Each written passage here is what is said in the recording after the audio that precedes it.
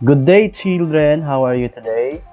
My name is Teacher Ryan. I am from San Simon Elementary School, West 2 District Division of Cagayan de Oro City. So this morning, we will be learning about the correct usage of preposition and prepositional phrase. Do you know what is preposition? A preposition is a word that shows the relationship between a noun or a pronoun and some other word or element in the rest of the sentence. So let's have an example. Here are some examples for simple prepositions.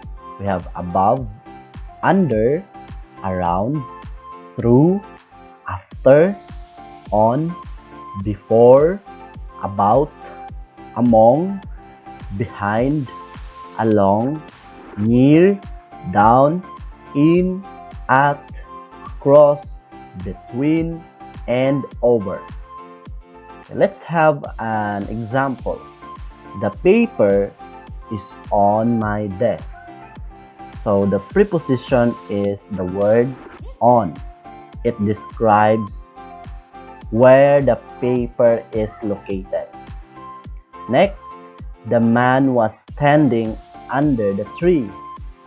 So the preposition is the word under. It describes where the man stands. And number 3, I will meet you near your house at 5 p.m. So the preposition is at.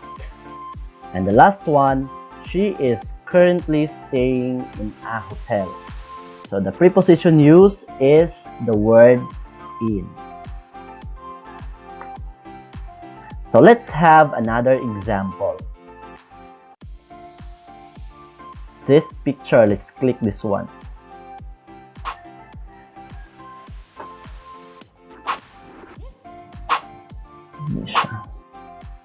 Okay, so the birds fly over the mountain. So the preposition used is the word over. Okay, so this one is the preposition. Okay, the word over is a preposition. It states the location where the birds fly. So asa dapit naglupad ang langgam. So they fly over the mountain. Next. Okay, so now let's look at the picture. Okay, in this picture, what have you seen? There are shoes under the chair. So the shoes are placed under the chair. So nasa sa ilalom. So the word under is a preposition. It states the location where the shoes were being placed. Okay, so this one, the butterflies fly above the flowers. So here in the picture, you can see 2 butterflies, 1 and 2 butterflies. They fly above the flower. So the word above is a preposition. It states the location of the butterfly. Okay? Next. The cat sits in front of the TV. So here in the picture, you can see a cat. Okay.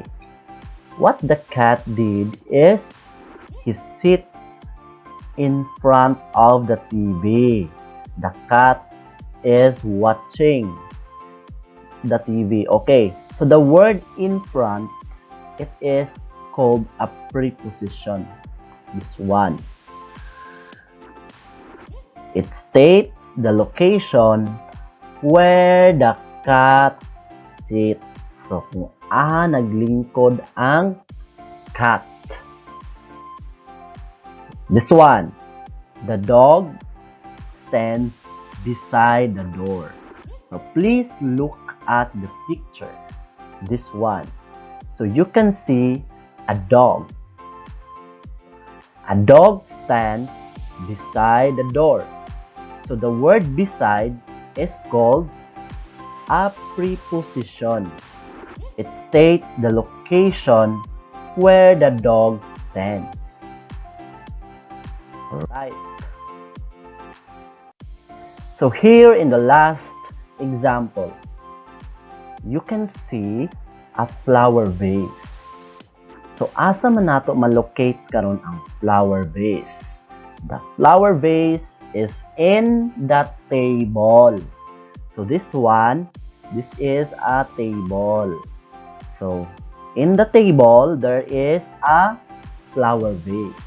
So the word in, this one, the underlined word in is a preposition. It states where the flower vase located. Okay, did you understand? Alright, so now let's move on to the prepositional phrase. So a prepositional phrase is a group of words. Specifically, this is a phrase. It contains a noun or a pronoun, object of the preposition, and any modifiers of the object. So let's have an example. Okay, these are the example of a prepositional phrase. We have above the ground, across the grass, before a bench, in the dirt, near a friend, next to a gate, on the floor, soaring through the air. So these are called phrases because it cannot stand alone as a sentence. So this is phrase. And this is called a prepositional phrase because we can see here a preposition. A preposition, so it starts with a preposition and it is a phrase. So it is called a prepositional phrase.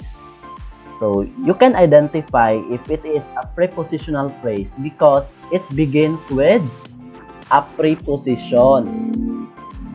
Like this one, on the floor. So it begins with a preposition on.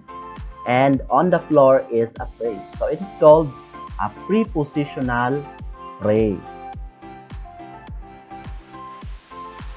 So let's look at again the different pictures. So again, this picture, as we can see, there are birds. So the birds fly over the mountain. This one, there are shoes. So the shoes are placed below the chair or under the chair. And this one, we have butterflies. So the butterflies fly above the flowers. This one, the cat. The cat is sitting in front the television. And this one, the dog. So the dog stands beside the door. And this one, the flower vase is in the table. Now let's make this into a prepositional phrase. Okay, this one. The birds fly over the mountain. So where is the prepositional phrase? The prepositional phrase is over the mountain. It starts with a preposition over. Okay, over the mountain. It is a phrase. And because it begins with a preposition over, so it is called a prepositional phrase. Okay, so yes, please look at the picture. Okay, the shoes are placed under the chair. So the phrase is under the chair because it begins with a preposition under. Under the chair. So under the chair is a prepositional phrase. It begins with a preposition under. Next, the butterflies fly above the flowers. So the word above the flowers is a prepositional phrase. It begins with a preposition above, okay? And then above the flowers. So it becomes a prepositional phrase. So just always remember, just locate first the preposition. Preposition and then followed by the words, and then it will become a prepositional phrase. Next, the cat sits in front of the TV. So the word in front here, the first thing that you're going to do is to locate the preposition in front. So the word in front is a preposition, and in front of the TV, it is called a prepositional phrase.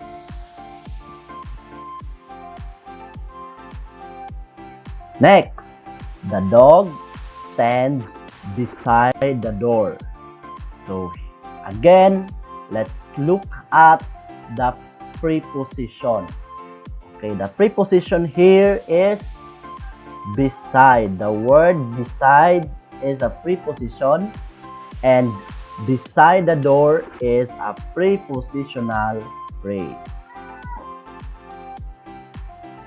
And the last one, the flower vase is in the table. So again, the preposition here is in.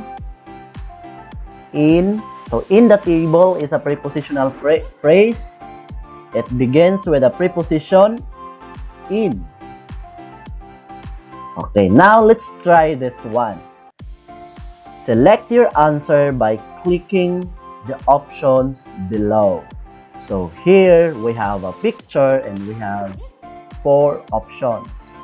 So you have to select the correct preposition in this sentence. So the sentence is, the bag is blank the table. So based on the picture, so where can you locate the bag? It is blank the table. So the bag is, the correct answer is in. The bag is in the table. So ang bag di ay naa siya sa lamisa. So the bag is in the table. So the correct answer is in. Okay, very good. So thank you so much for your listening. I hope that you understood the topic preposition and the prepositional phrase. So they're different. So when we talk about preposition again, so those example of preposition like on, at, under, above, across, beneath, so those are preposition. And when we talk about prepositional phrase, it is a phrase which begins with a preposition, with the word preposition. Okay, so thank you so much for your listening, and God bless us all. Bye-bye.